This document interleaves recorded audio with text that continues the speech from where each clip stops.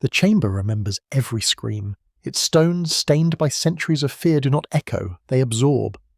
Tonight, a single torch trembles in the stale air, casting a sickly glow across iron shapes whose purpose the eye wishes to deny. And in the centre stands a man forced to his knees, trembling before a device he cannot name. His breath stutters, not from the cold, but from the crushing weight of a terror older than kingdoms. He doesn't know what it does. That is the true horror. Pain has a shape, but anticipation has 1,000. Every bolt and hook becomes a threat, every shadow a promise. In medieval Europe, suffering was not merely inflicted, it was engineered. Crafted by hands that believed agony could purify, terrify, or control. And here, in this dim cell, the victim confronts the cold brilliance of a world where creativity did not build monuments, it built methods. To understand these devices is to confront a version of humanity we prefer to pretend never existed. Yet it did. It thrived. Innovations meant for healing, pulleys, clamps, levers, were repurposed with disturbing imagination.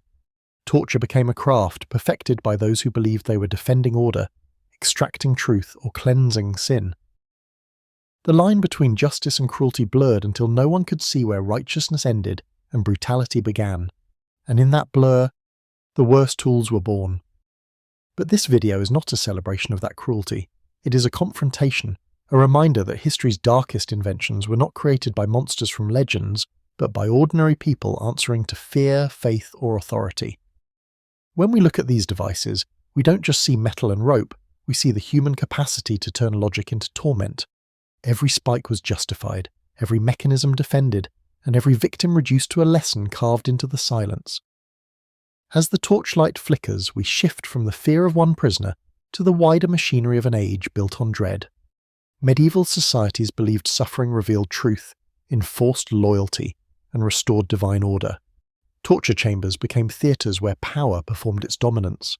Some tools maimed, others humiliated. All served the same purpose, to prove that pain could shape obedience.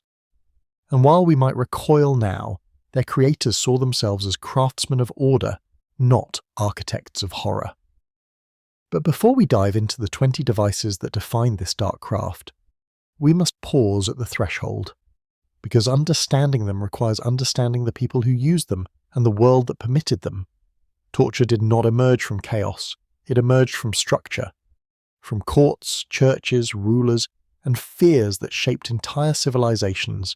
In these halls, morality bent under the weight of power, and in that bending cruelty found legitimacy, even necessity, in the eyes of those who wielded it. So before we continue, take a moment, breathe in the darkness of this chamber, the cold patience of the tools waiting in the shadows. This is the world we're stepping into, a world where pain became innovation, where engineers, blacksmiths, clerics, and inquisitors collaborated to design suffering with mathematical precision. And as we explore these 20 devices, remember that each one tells a story not just of physical torment, but of the mindset that believed torment could reveal truth, preserve order, and shape society. If you're new to the channel, join us as we descend deeper into the forgotten machinery of fear, because what follows will challenge everything you thought you knew about history's cruelty. And with this first step taken, we move toward the machines themselves, each one darker, sharper, and more revealing than the last. The chamber remembers every scream. Its stones, stained by centuries of fear, do not echo, they absorb. Tonight, a torch trembles in the stale air, casting a glow across iron shapes whose purpose the eye wishes to deny. In the centre stands a man forced to his knees, trembling before a device he cannot name. His breath stutters, not from the cold, but from the crushing weight of a terror older than kingdoms. He doesn't know what it does. That is the horror.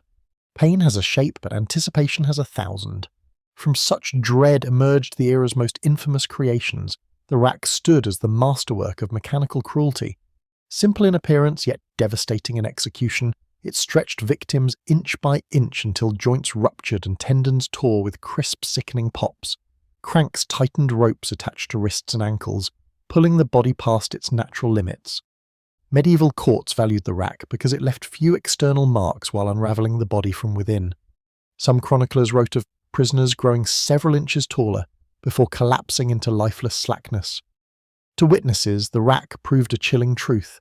The human form, so proud in posture, could be dismantled like a faulty instrument. If the rack pulled the body apart, the wheel broke it into pieces. The condemned were bound across a massive wooden circle, limbs exposed, bones vulnerable. Executioners wielded iron bars to shatter arms, legs and ribs, weaving fractures through the body like a macabre pattern.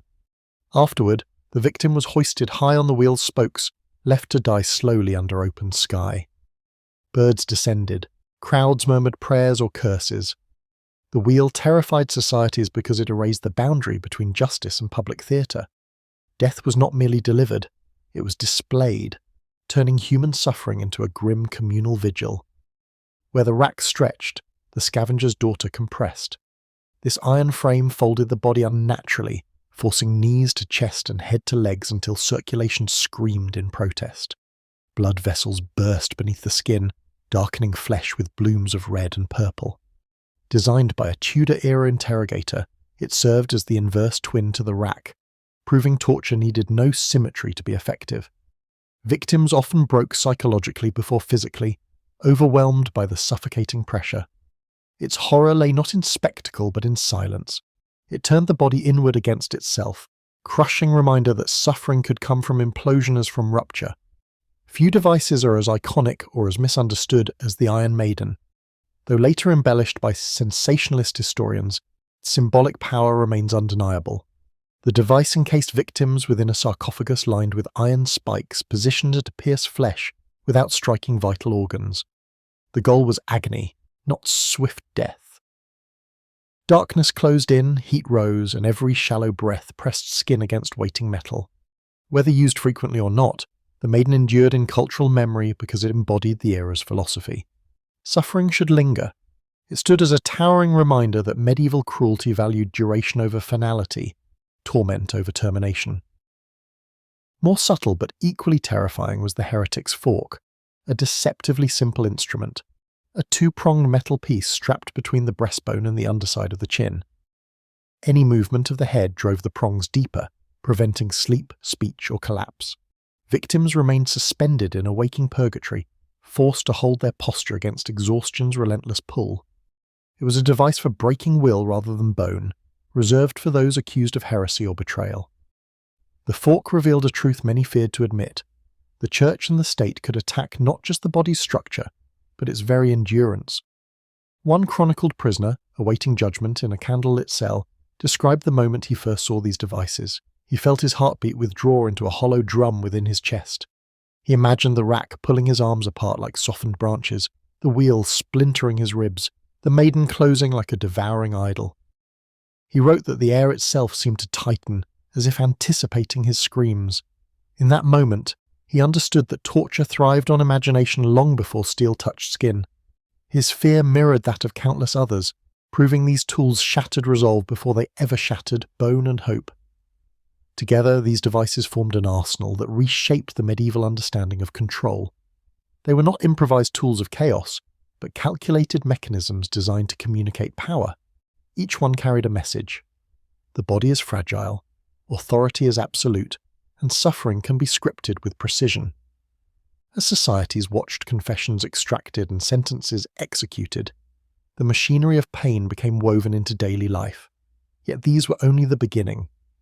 Beyond these infamous tools waited far stranger, more specialized contraptions, devices created not merely to destroy, but to degrade. And as we move forward, the darkness only grows more intricate and inevitable. Terror does not always roar. Sometimes it drips, sometimes it whispers, sometimes it waits with patient cruelty until the mind fractures long before the body is touched. Medieval torturers understood this with chilling clarity. They learned that a terrified imagination could be more obedient than any shattered bone, and that a spirit pushed into dread would confess, collapse, or surrender far faster than flesh alone. Physical devices broke bodies, yes, but these psychological engines broke something far more fragile, the sense of self. Consider the deceptively gentle rhythm of Chinese water torture. A restrained prisoner lay beneath a suspended bucket, watching a single drop form, swell, and fall onto the same patch of skin again and again. At first, the sensation was merely cold, then irritating, then maddening. Hours stretched into days until each drop struck like a hammer inside the skull. The victim began anticipating it, fearing it, began begging for it to stop, but the water showed no emotion. No rage, no mercy, only dripping persistence. The agony did not come from pain but inevitability. It taught victims that they had no control, not over their bodies, not over time, not even over their own thoughts. If water eroded the mind slowly, the Judas cradle dismantled dignity with sharp precision. Victims were bound and lowered onto a pyramid-shaped seat, the tip pressing into their most vulnerable regions. The weight of the body became the instrument, forcing a choice between unbearable pressure and utter stillness. Torturers rarely needed to push, gravity did the work. What made the cradle so devastating was not just the physical pain, but the humiliation. It turned the victim's own body into a weapon against them, stripping away privacy, modesty, and humanity. Shame became a second blade, cutting deeper than iron. The brazen bull, often remembered for its theatrical horror, was as psychological as it was physical. A hollow brass statue shaped like a bull designed to roast victims alive inside its belly. But its true ingenuity lay in the acoustics. As flames heated the metal, the victim's screams echoed through tubes that transformed human agony into something resembling the bellow of an enraged animal. Crowds heard the suffering, but never the words. A person swallowed by fire became a sound, distorted, monstrous, no longer recognizable. The bull annihilated identity. It forced witnesses to hear a soul being devoured, yet never allowed them to acknowledge the humanity inside. Then came the dunking stool, a device that revealed how fear can be more powerful than drowning. Used primarily for those accused of witchcraft or moral offences, victims were strapped to a long wooden arm and repeatedly plunged into murky water. Each descent stole breath. Each ascent offered a single desperate gasp before they were submerged again. The real torment was the uncertainty. How long until the next plunge? How long would they be held under? Would this be the moment lungs filled and darkness swallowed everything? The terror was not in drowning, but in not drowning. Survival became a punishment. Perhaps the cruelest was the coffin cage, made of iron bars shaped like a human silhouette. It imprisoned victims in a standing or contorted position, exposed to weather, hunger, insects, and the public gaze. Some cages were hung from trees, others from city gates. Crows circled, strangers laughed. Days blurred into nights, each hour stretching longer than the last. Physical pain mattered little. It was the slow erosion of hope that destroyed the soul. Those trapped inside often pleaded not for release, but for someone, anyone, to acknowledge them as more than a spectacle. Silence became the deepest cut. A fictionalized account survives in the whispers of history. A prisoner suspended in a coffin cage described his torment not as pain, but as disappearance. I felt myself thinning, he wrote, as if each hour peeled away something I once was. My name faded first, then my face. By the second night, I feared that even God might forget me. His words echo the essence of psychological torture. It convinces the victim that they are no longer a person, but a shadow unraveling in slow motion. These devices did not rely on strength or sharpness. They relied on anticipation, humiliation, isolation, and the suffocating weight of uncertainty. They proved that the mind is the ultimate battlefield, and that a broken spirit leaves no visible scars yet suffers far longer.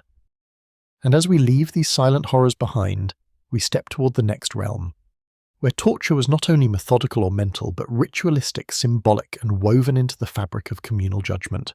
There was a time when justice did not hide behind walls. It stood in the open air, breathing beside merchants, children, and beggars. In medieval society, torture became a theatre of warnings, a display meant not simply to punish the condemned, but to shape the minds of everyone watching.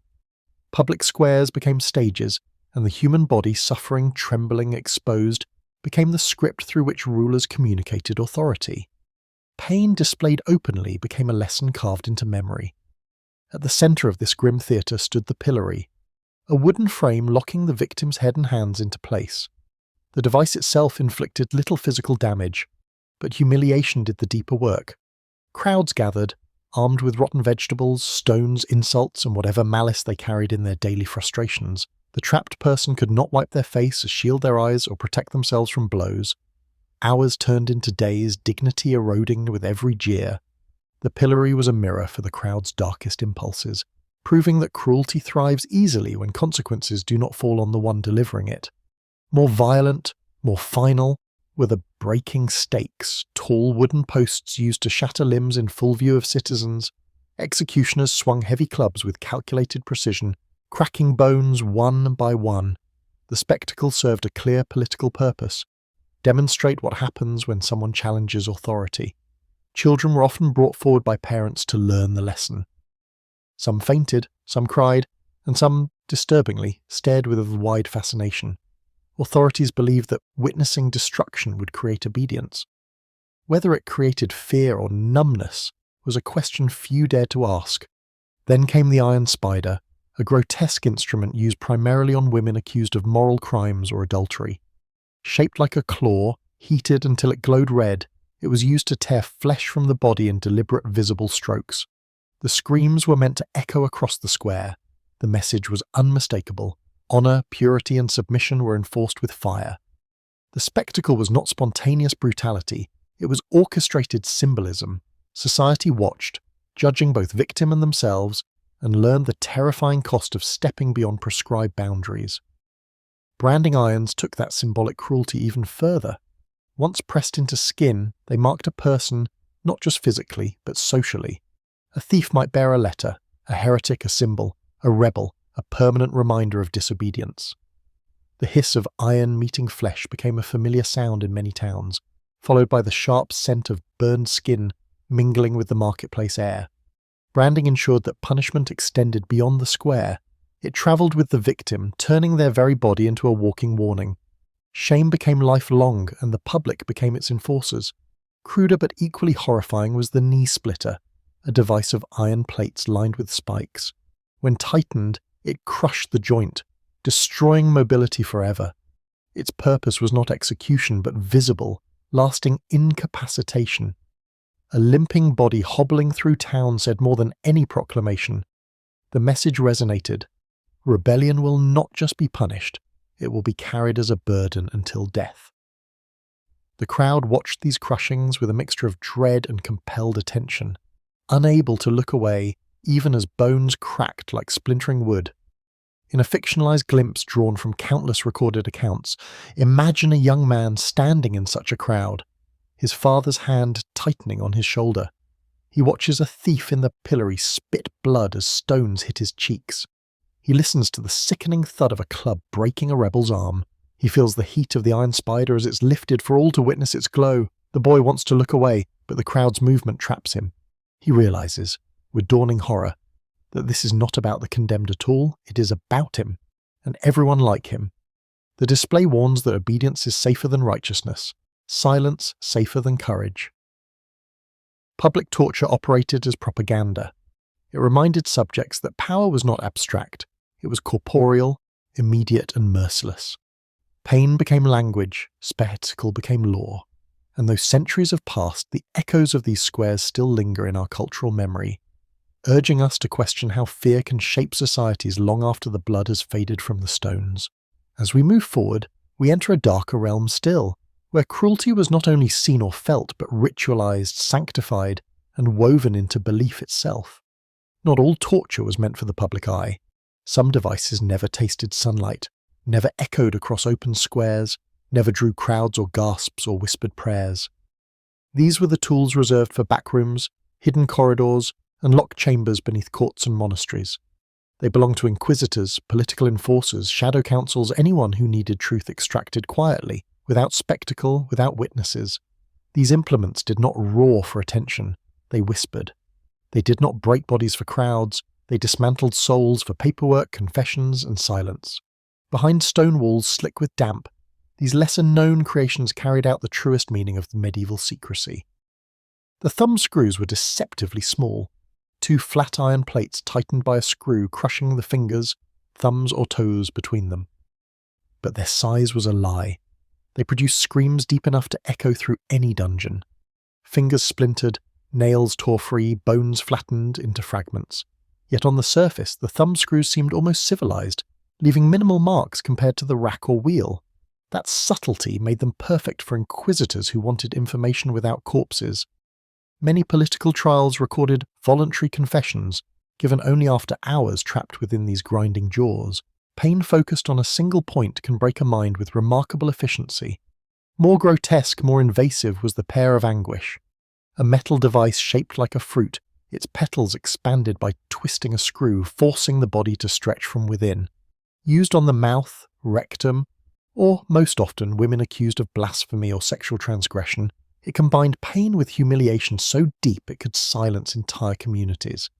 In some inquisitorial records, its use was euphemistically described as opening the sinner to truth. Victims rarely survived intact, and many died from internal tearing. The pear represented the darkest edge of hidden justice, a tool not just to punish but to erase. The garrote, though sometimes used publicly in later centuries, began as a silent execution method hidden within fortress cells. A wooden frame or iron collar tightened slowly around the neck, crushing the windpipe while sparing the throat from dramatic wounds. Political enemies were dispatched this way, quietly, efficiently, without the messy symbolism of blood. In some courts, the garrote was seen as a merciful execution. But mercy is a relative term when the device strangles breath inch by inch, forcing victims to feel their final moments with agonizing clarity. Inside locked rooms, the garrote ended lives while keeping the appearance of order unblemished. Far less merciful was the boiling cauldron, a method rarely documented because those who carried it out did not intend the world to know. Victims were suspended above or partially immersed in boiling water, oil, or even molten lead. The cruelty lay not in immediate death, but in the slow lowering inch by inch as steam scalded skin before the liquid even touched it. Some inquisitors preferred this method because it destroyed bodies completely, leaving little evidence. Rumours whispered of political rivals who vanished into vats hidden beneath castle floors. Whether all accounts are true or exaggerated, the fear they inspired was very real. The breast ripper, also called the iron spider in some regions, tore flesh with curved metal claws heated to unbearable temperatures. Unlike public torture, this device targeted individuals meant to be shamed into sense rather than displayed in agony. Women accused of adultery, heresy, or treason often faced its jaws. It was a tool designed to mutilate symbols of femininity, turning the body itself into an emblem of punishment. The breast ripper left wounds so severe that survival was rare, yet when victims did live, the scars branded them with permanent exile from society. Pain was only the beginning, ruin followed. Within inquisitorial chambers, these devices lived beside ledgers filled with confessions, many written in trembling script, many signed by those barely conscious. The medieval Inquisition, whether in Spain, Rome, or local ecclesiastical courts, prided itself on extracting truth in God's name. Secret trials often concluded before family members even knew an arrest had occurred. By the time doors opened again, the accused either limped free, broken and compliant, or never emerged at all. These hidden tools kept the machinery of authority running smoothly, ensuring threats dissolved quietly into stone floors and extinguished torches. Imagine a fictionalized moment drawn from countless testimonies. A prisoner shackled in a chamber thick with incense, meant to mask the scent of fear. The inquisitor turns a crank and the pear begins to expand. The prisoner tries to speak, but words collapse beneath the pressure blooming inside them. In that instant, they realize no crowd will hear their screams, no witness will carry tales of their suffering. Their pain belongs to the walls alone. These were the devices few were meant to see, engines of secrecy designed not to terrify the masses, but to preserve power in silence. And as we move forward, we uncover what remains of this brutal legacy in the modern world. Where cruelty shifts shape but never truly disappears, the wheel no longer turns in the village square. Iron maidens gather dust in museums or stand as macabre replicas for the curious. The racks, the spitters, the cauldrons, these relics of medieval imagination seem distant, almost theatrical, as if belonging to a world too brutal to be real. But cruelty does not vanish. It adapts. The tools may change, the settings may shift, yet the logic that fueled ancient torture still pulses beneath the surface of modern power. Where steel once carved suffering into flesh, silence now carves into the mind. Today, pain is often delivered in ways that leave no scars. Isolation cells stretch time until hours feel like seasons. A single bulb burns without dimming, or a complete absence of light folds the world into suffocating darkness. In some detention centres, prisoners live in a space so small they cannot stretch their arms, their footsteps swallowed by concrete, their voices unheard. The body remains intact, but the soul frays, thread by thread. Medieval chambers once crushed bones, modern ones crush identity. Psychological manipulation has replaced iron spikes. Interrogators use sleep deprivation, temperature extremes, and sensory overload to disorient the mind. A person denied rest becomes a shadow of themselves, memory blurs, logic dissolves, fear multiplies. Repetition, contradictions, and relentless questioning twist thoughts into knots. The technique is not to force the body to break, but to make the victim doubt their own perception of reality. The medieval tormentor commanded obedience through pain. The modern one commands obedience through confusion. Then there is sensory deprivation, one of the quietest forms of modern cruelty. Imagine a room where nothing moves, nothing sounds, nothing changes. No windows, no smells, no colours. The mind, deprived of external anchors, begins generating its own signals. Whispers, lights, imaginary footsteps, phantom touches. Medieval torturers knew the terror of anticipation. Today's methods amplify it into hallucination. A person can endure hunger, endure beatings, endure cold, but the absence of meaning, the collapse of orientation, becomes a labyrinth from which many never fully escape. Even technology has taken its place beside ancient instruments. Interrogation rooms equipped with hidden speakers pulse low-frequency vibrations that shake the body without leaving bruises. Bright LEDs strobe until the eyes surrender. Digital confinement, constant surveillance, interruptions, manipulated communication, breaks privacy in ways shackles never could. The tools are polished, sanitized, efficient, yet the effect mirrors the intent of devices long buried under stone floors. To dismantle resistance, reshape truth, and remold the human will. And yet, perhaps the most chilling evolution is the societal indifference. Medieval crowds gathered willingly to watch punishment unfold. Today, cruelty often occurs behind closed doors, shielded by policy, secrecy, and distance. But the psychological effect is the same. Fear becomes a currency, obedience becomes survival, and those in power retain control by reminding society what happens to those who dissent. The methods are quieter now, but the message remains unmistakable. Still, history offers a warning. Torture does not require iron to thrive. It requires justification. It requires fear. It requires the belief that inflicting suffering on one person protects many. That same belief fueled inquisitors, kings, and executioners centuries ago. And when societies accept such logic, even reluctantly, they create the conditions for cruelty to reinvent itself. As we look back at the devices of the past and examine their modern reflections, a question lingers. Have we evolved? Or have we simply traded steel for subtlety? The human capacity for empathy is immense, but so is the human capacity for domination. Between these forces lies the fragile boundary that defines civilization. When that boundary cracks, cruelty walks through, whether carrying a wheel, a brand, or a silent room with no windows. The stones of old chambers may have stopped absorbing screams, but a darker truth remains. The tools were never the true source of torment. It was the hands that built them, the minds that justified them, and the societies that allowed them. And as long as those elements endure, the echo of ancient cruelty will never truly die.